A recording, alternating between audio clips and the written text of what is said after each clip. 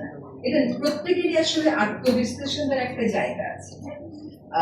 আমরা খুব একটা আদর্শ পরিবেশে দায়িত্বভারটা গ্রহণ করি নাই, এবং আমরা এলো পড়লো কিন্তু সবসময় শুনি, সে অর্থে আমাদেরকে কিন্তু ইস্যু ভিত্তিক কাজ করে যেতে হচ্ছে, বিষয়টাকে প্রাধান্য দিয়ে কাজ করতে হচ্ছে।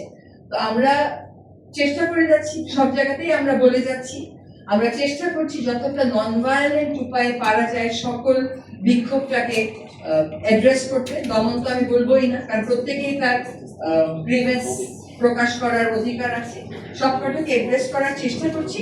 আশা করছি এই যে সহনশীলতা রাষ্ট্রের পর্যায় থেকে আসছে এবং রাষ্ট্রের পর্যায় থেকে ব্যবস্থা গ্রহণের উদ্যোগ গ্রহণ করা হয়েছে, এই সহনশীলতা এবং কার্যকরী উদ্যোগ এটার সমন্বয়েই আসলে আমরা আইনের শাসনের দিকে এগিয়ে ঘটনা না ঘটলে তো পুলিশের সামনে তখন কি আমরা কেউ ছিলাম? আমরা ওটা তো পুলিশের একটা মামলা হয়েছে, পুলিশ গেছে গ্রেফতার করতে, এবং এখানে যখন বলা হয়েছে আইনগত ব্যবস্থা গ্রহণ করা হবে, আইনগত ব্যবস্থা নিশ্চয়ই স্বরাষ্ট্র উপদেষ্টা মহোদয় আপনাদেরকে আরো বিস্তারিত না, সে কথা আমি বলছিলাম মনোবল ফিরে পাইনি, কারণ অনেক জায়গাতেই আপনি দেখছেন যে পুলিশ বেশ সক্রিয় হয়েছে, কিন্তু আমি যেটা বললাম একটা আদর্শ পরিস্থিতিতে পরিবেশে আমরা দায়িত্ব গ্রহণ করি না। পরিবেশটাকে আদর্শ করবার জন্য আমাদেরকে সবসময় কাজ করতে হবে। আমি বলবো না যে মনোবল ফিরে আসেনি, কিন্তু